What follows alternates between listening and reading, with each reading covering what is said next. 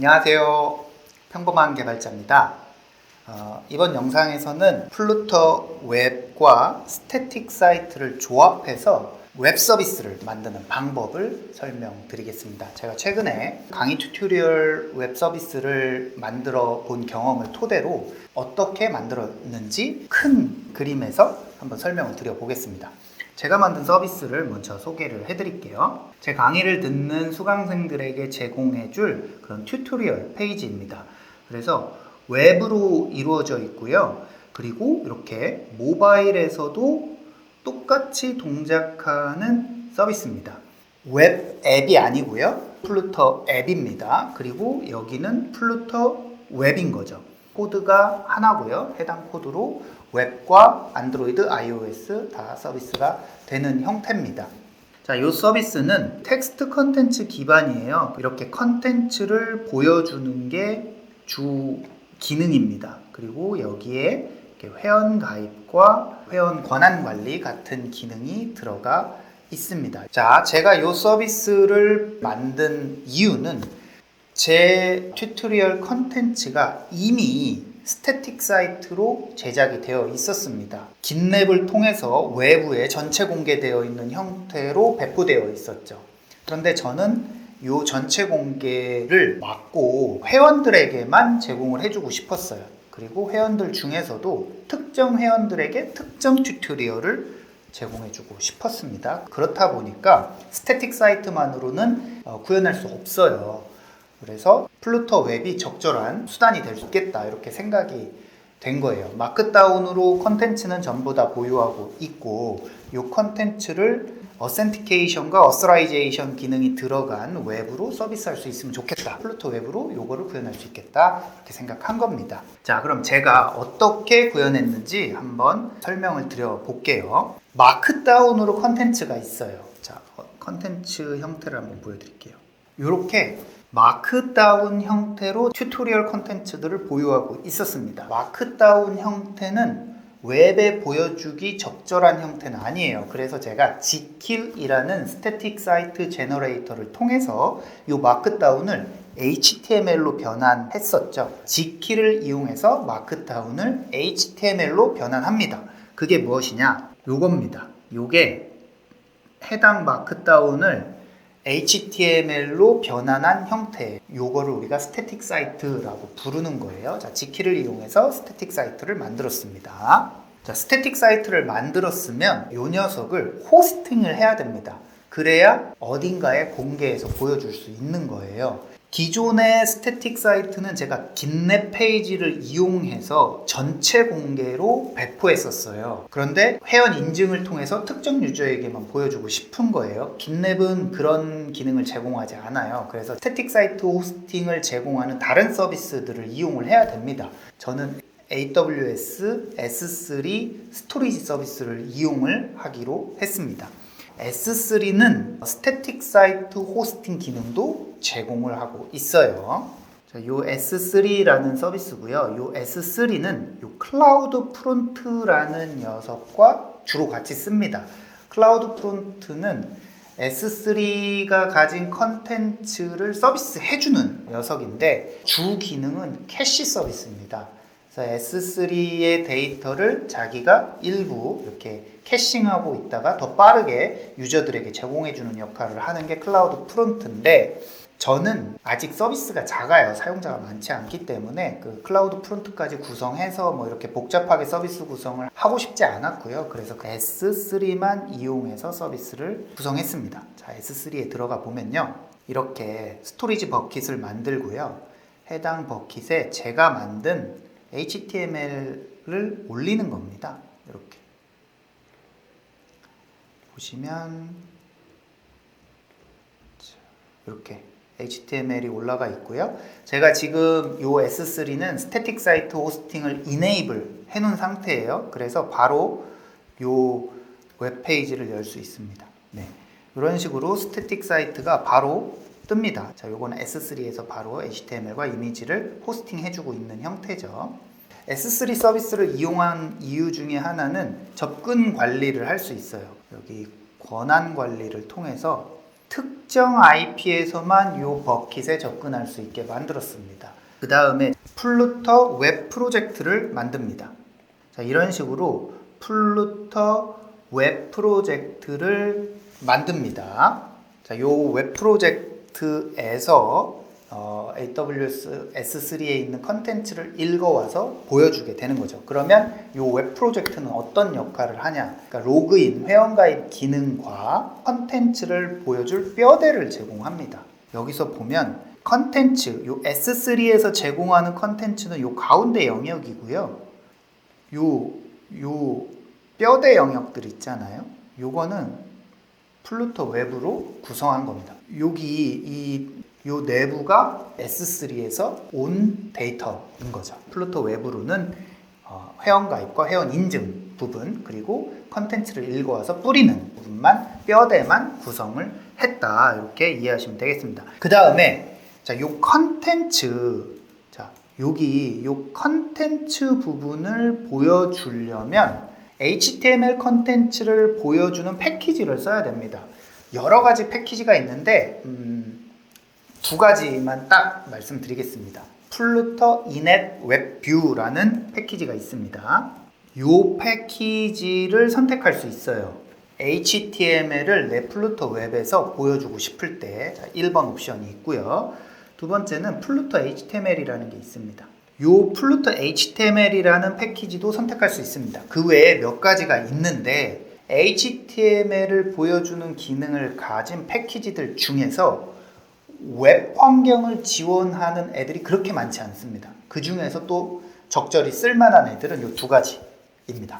보면 이 플루터 HTML 221 버전은 웹을 지원하지 않아요. 여기 베타 버전을 클릭하면 이렇게 웹을 지원하고 있습니다. 3.0 베타 2 버전 쓰시면 됩니다. 10개월 전에 이제 업데이트 됐기 때문에 사실 이 패키지가 그렇게 빠른 업데이트를 보여주는 패키지는 아닙니다. 이 패키지 개발하신 분이 개인 개발자다 보니까 어떤 개발 속도에는 한계가 있는 것 같아요. 하지만 라이크 수가 굉장히 높죠. 꽤 괜찮은 패키지다, 이렇게 생각하시면 되고요.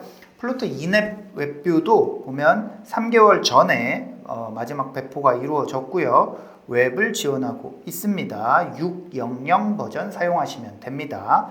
요 이전 버전에서는 웹을 지원하지 않아요. 6.00 버전 사용하시면 되겠습니다. 요 패키지 또한 라이크 수가 높죠. 쓸만한 패키지는 요 두 가지다.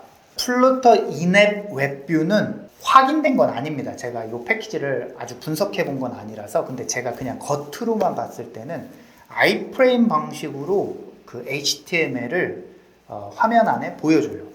이 영역을 HTML을 그대로 읽어와서 아이프레임으로 쭉 뿌려주는 방식인 것 같아요. 그게 실제 아이프레임 기술인지 아닌지 모르겠지만 느낌 자체는 어떤 특정 영역, 정해진 영역의 HTML을 그대로 불러와서 보여주는 형태다. 자, 요게 플루터 이넷 웹뷰 방식이고요. 플루터 HTML은 어떤 방식이냐면 파싱 방식입니다. HTML을 데이터로 읽어와서 그 HTML 태그 하나하나를 플루터 위젯으로 치환해서 보여주는 방식입니다.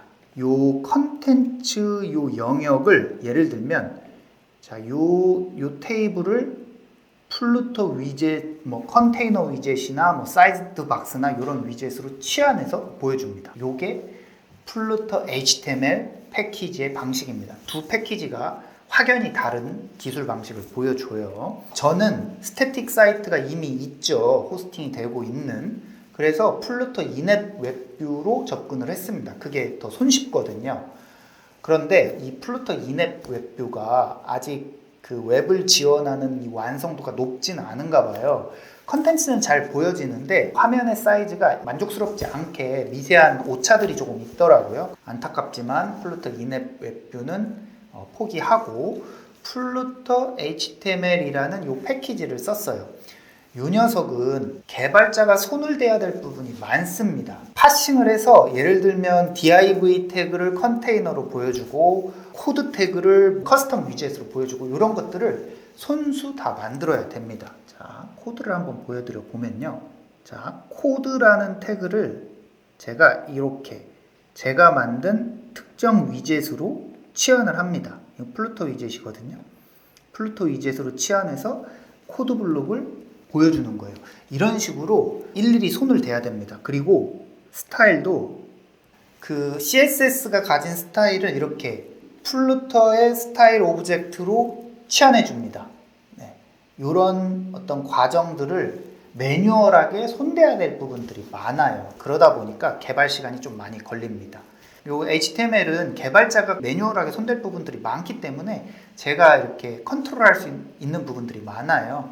그러다 보니까 제가 원하는 형태로 띄울 수는 있었습니다. 플루터 HTML을 이용해서 만든 결과물이 이렇게 되는 것입니다. 자, 이렇게 컨텐츠 영역을 플루터 HTML이라는 패키지를 이용해서 보여줬습니다.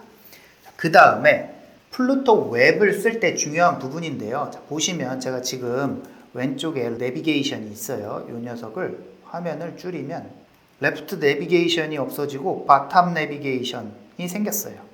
네. 이 작은 사이즈는 이제 모바일 인터페이스와 비슷하게 꾸린 거죠. 레프트 내비게이션은 이렇게 드로워 형태로 들어갔습니다.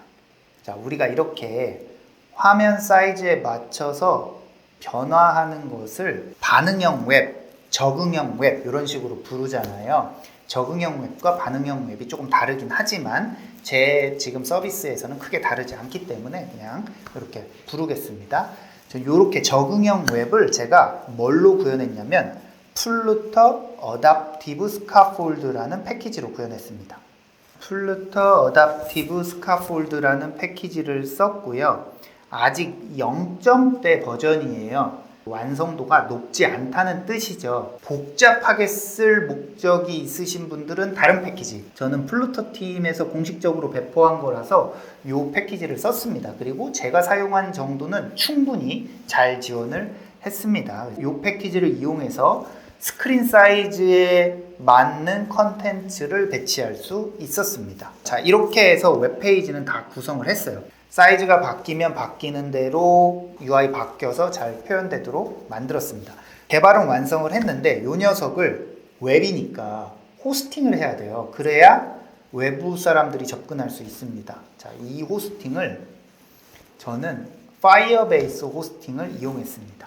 저는 파이어베이스의 인증 서비스 이용을 했고요. 데이터베이스 이용을 했고요. 그리고 호스팅을 이용했습니다. 요 호스팅 서비스, 요게 플루터 웹을 배포할 수 있는 서비스예요. 요 녀석에 제가 만든 웹을 배포를 한 겁니다. 이렇게 하면 바로 브라우저 통해서 제 플루터 웹에 접근할 수 있어요. 저는 healthyclass.kr이라는 도메인을 연결해 줬죠. 파이어베이스 호스팅에 이렇게 도메인, 커스텀 도메인을 연결을 하면 나만의 도메인으로 접근할 수도 있고요. 아니면 파이어베이스에서 기본 제공해주는 이런 URL을 그냥 이용하셔도 되는 겁니다. 저는 도메인을 구매해서 연결을 해줬어요. 이제 마지막 단계인데 제가 컨텐츠를 서비스하는 거잖아요. 이 컨텐츠가 자주 바뀔 거예요. 업데이트가 빈번하게 일어날 겁니다. 그때마다 이 배포 과정을 제가 매뉴얼하게 다 하기에는 불편함이 있습니다. 그래서 우리가 이 배포 과정을 자동화시키죠. 이걸 우리가 CI/CD 이렇게 부르잖아요. 저는 그거를 Git 워크플로우를 이용했습니다. GitHub 워크플로우를 이용했고요. 이렇게 GitHub 워크플로우를 구성을 해 놓으면 S3에 디플로이 하는 과정도 자동으로 이루어져요. 제가 GitHub에 컨텐츠를 푸시하면 S3에 그대로 배포가 되고요. 플루터 웹을 빌드를 해서 파이어베이스 호스팅에 배포를 해야 되는데요. 그 과정을 Git 워크플로우가 대신 해주는 겁니다. 저는 플루터 웹 코드를 좀 수정을 했어요. 그리고 Git에 푸시를 해요. 그러면 워크플로우가 자동으로 파이어베이스 호스팅에 배포를 해주는 겁니다. 이렇게 CI/CD 오토메이션을 해두면 제가 배포를 신경 쓰지 않아도 컨텐츠가 바뀔 때마다, 코드가 바뀔 때마다 항상 재배포가 자동으로 일어나게 됩니다. 제가 이 플루터 웹을 만드는데 시간이 조금 걸렸어요. 이 시간을 대체적으로 많이 잡아먹은 부분이 어디냐면 플루터 HTML 패키지를 이용해서 HTML을 파싱하는 과정이었어요. 만약에 인앱 웹뷰가 업데이트가 돼서 좀 안정성이 올라갔다 그러면 아마 저는 플루토 웹을 굉장히 빠르게 개발할 수 있었을 거예요. 제가 이 큰 스텝만 설명을 드리고 세세한 구성 방법은 설명을 안 드렸어요. 하지만 구글에 검색을 하면 컨텐츠들 많이 나오거든요. 그래서 그거 참고하셔서 플루토 웹을 구성해 보셔도 좋을 것 같아요. 제가 느끼기에는 스태틱 사이트와 플루토 웹을 조합해서 이용하는 것은 꽤 괜찮은 접근법인 것 같습니다. 네, 스태틱 사이트를 이용하면 텍스트 베이스의 컨텐츠 작성이 매우 쉽고요. 그리고 그것을 플루토 웹에 보여주는 것도 꽤 괜찮은 수준으로 보여줄 수 있기 때문에 두 개의 조합이 괜찮다 생각을 했고요. 저는 이런 결과물을 만들어낼 수 있었습니다. 관심 있으신 분들은 한번 도전해 보시면 좋겠고요. 저의 특정 과정이 구체적으로 궁금하신 분들은 댓글 남겨주시면 제가 따로 또 설명드리는 시간을 갖도록 하겠습니다. 이번 영상은 여기까지 하도록 하겠습니다. 안녕.